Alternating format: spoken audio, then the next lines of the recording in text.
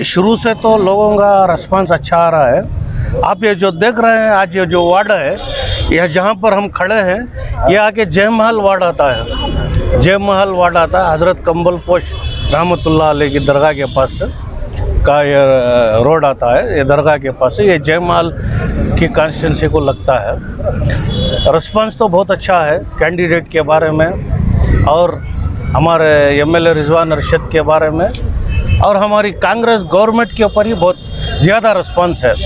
जो 5 स्कीमें जो निकाले हैं हमारे सिद्धरामैया साहब की गवर्नमेंट और डीके शिव कुमार साहब की गवर्नमेंट में, उसका रिस्पांस बहुत अच्छा है। इस रिस्पांस की वजह से लास्ट टाइम से ज़्यादा हमें वोट मिलेंगे, इससे ज़्यादा उसकी उम्मीद है।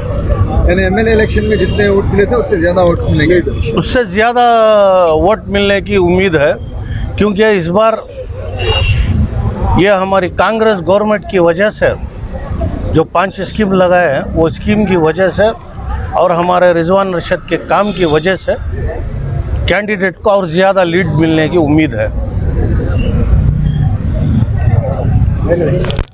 लोगों से मुलाकात की, क्या उम्मीदें हैं लोगों की और कैसा आपको लग रहा है, क्या रिस्पांस है लोगों का? जी, मैं कैंपेन कर रहा हूँ पूरे हलकों में जाके हूँ बेंगलोर सेंट्रल के, और जो रिस्पांस है बहुत ही अच्छा रिस्पांस है और लोगों में एक चाह है कि कांग्रेस पार्टी को ये बार किसी हालत से जिताएं, और जहाँ भी जा रहे हैं जो कांग्रेस के गारंटीज़ है 5 गारंटीज़, उसके बारे में लोगों में बहुत सारी खुशी है, गरीबों में एक खुशी है, आम आदमी में एक एहसास है कि कांग्रेस पार्टी ने जो कहा 10 महीने पहले और वही करके दिखाया है सिद्धरामैया जी और डीके शिव कुमार जी की सरकार। कांग्रेस के वादों पर लोगों को एतबार है, ज़रूर जो है रिस्पांस मिल रहा है जब कैंपेनिंग के लिए जा रहे हैं। आवाम से उम्मीद ये है कि पिछले 10 साल में हिंदुस्तान में, हमारे मुल्क में, भारत में जिस तरीक़े से हुकूमत चलाई गई है और जिस हुकूमत में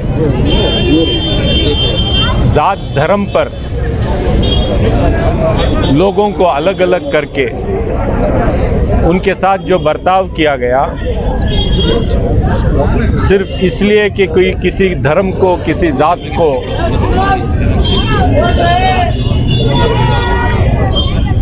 उसको टारगेट किया गया, इंसान की ज़िंदगी की कोई कीमत ना रही,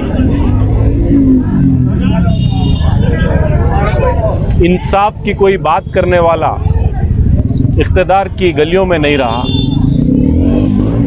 जिसको इंसाफ करना था वो खुद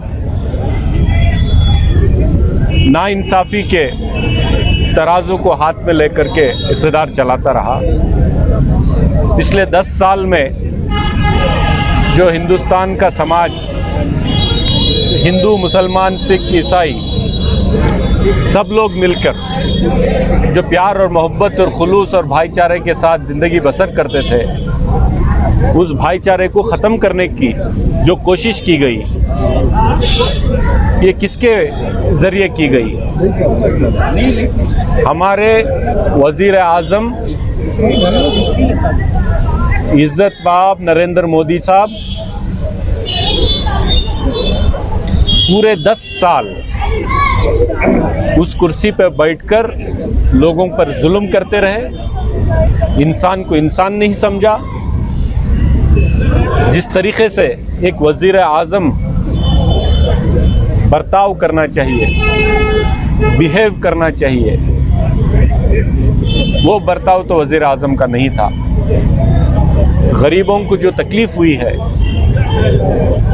जो परेशानी हुई है, उस परेशानी का ना वो हल ढूंढ सके, बल्कि उनकी पॉलिसियों के ज़रिए गरीबों को और तकलीफ़ हो गई।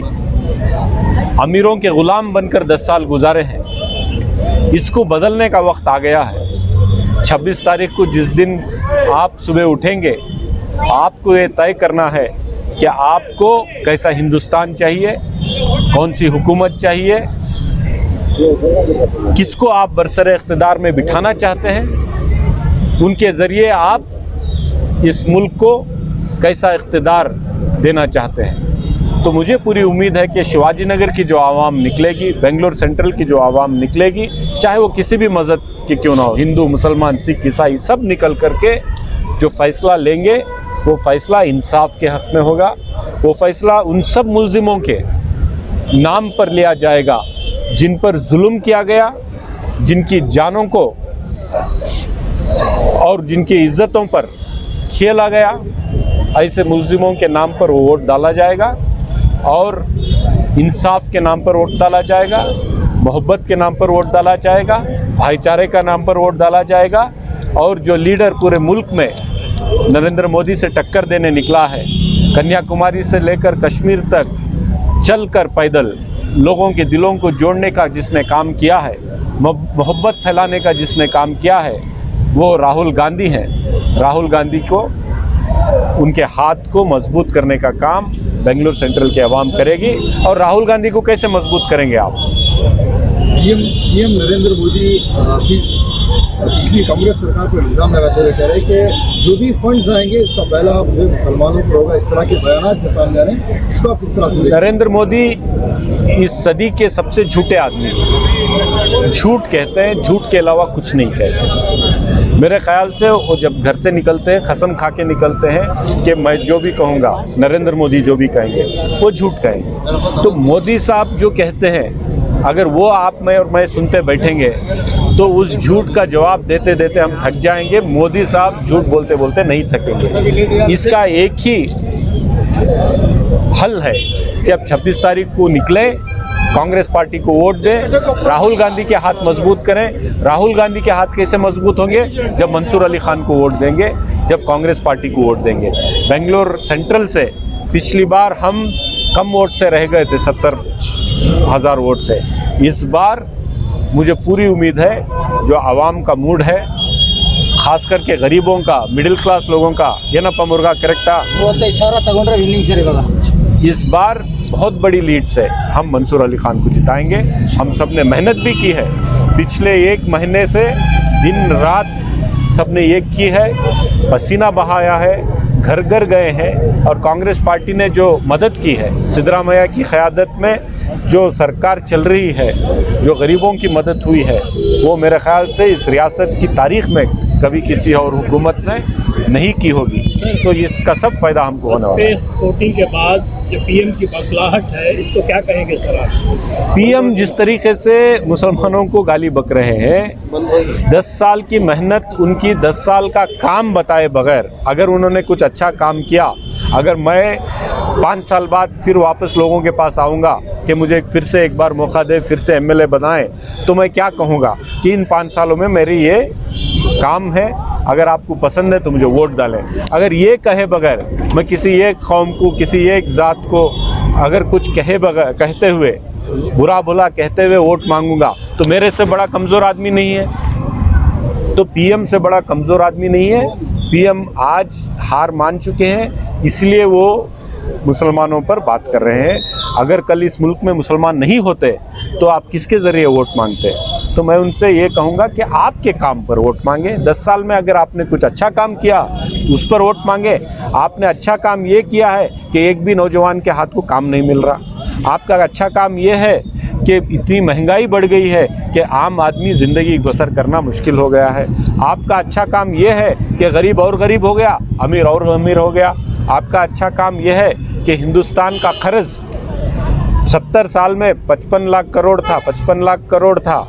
अब मोदी साहब 10 साल में, सिर्फ एक मोदी साहब 1,13,000 लाख करोड़, 113 लाख करोड़ कर्ज ले चुके हैं। तो एक एक हिंदुस्तानी पर के सर पर, अभी तो वो हिंदू मुसलमान की बात कर रहे हैं, हर एक के सर पर कई लाख करोड़ का कर्ज उन्होंने डाल दिया है। ये सब पैसा निकाल कर गरीबों के जेब से अमीरों के हाथ में, अमीरों के जेब को भरने का काम मोदी साहब ने किया है। तो उनको बखलाहट है, डर है कि नौजवान काम मांगेगा, आम आदमी महंगाई से राहत मांगेगा, किसान अपना एमएसपी का उन्होंने कहा था डबल पूछेगा, और औरतें, हमारी माँ बहनें, आज उनके साथ क्या बर्ताव हो रहा है, हाथरस में क्या हुआ, मणिपुर में क्या हुआ, अलग अलग हिंदुस्तान के कोने कोने में क्या हुआ, छोटी छोटी बच्चियों के साथ कठुआ में क्या हुआ, ये नरेंद्र मोदी जी के आंख के सामने, उनकी नाक के नीचे सब चल रहा है। इसका हिसाब ना पूछे, इसीलिए वो हमको गाली देकर वोट देना चाहते हैं। मैं कहना चाहूँगा कि हमने किया क्या है भाई, हमने आपको क्या तकलीफ दी, हमें क्यों गाली दे रहे हो? आप करो, अच्छा काम किया है तो बताओ और वोट लेके जाओ। लेकिन मुझे उम्मीद है कि इस बार आवाम ने फैसला कर लिया है, इस मुल्क की गरीब की जो आह है वो मोदी साहब को लगेगी और बीजेपी शिकस्त पाएगी। राहुल गांधी, मल्लिकार्जुन खड़गे, सिद्धरामैया और DK शिव कुमार की क़यादत में कांग्रेस पार्टी कर्नाटक में 20 सीट, 28 में से 20 सीट कांग्रेस को जिताकर भेजेगी और उसमें मुझे पूरी उम्मीद है कि मंसूर अली खान भी जीतकर हमारी आवाज़ पार्लियामेंट में उठाएंगे।